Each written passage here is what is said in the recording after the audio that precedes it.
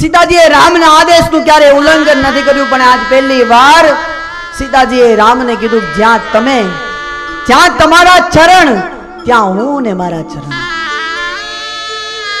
જ્યારે મારા પિતાજીએ તમારી સાથે મારા લગ્ન કર્યા ત્યારથી મારું ભાગ્ય તમારી સાથે જોડાયેલું છે. તો જો તમને સુખ પ્રાપ્ત થાય ઈ સુખ મને પ્રાપ્ત થાય, તમને દુઃખ પ્રાપ્ત થાય એ દુઃખ મને પ્રાપ્ત થાય.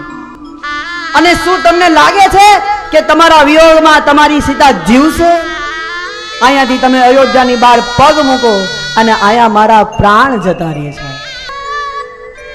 સીતાજીના શબ્દ છે કે રામ અયોધ્યાની બહાર નીકળે અને અહીંયા મારા અંતરનો રામ બહાર નીકળે, મારું પ્રાણ પંખીનું ઉડી જાય. તમારા વિયોગમાં તમારી સીતા જીવી નહીં શકે.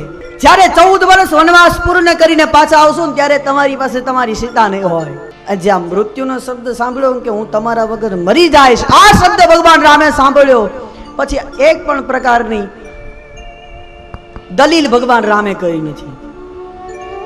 કારણ કે રામ જાણે છે કે મારી સીતા મારા વગર જીવી નહીં શકે.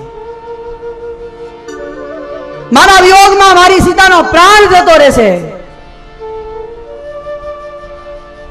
એટલા માટે ભગવાન રામે સીતાજીને પોતાની સાથે રાખ્યા છે.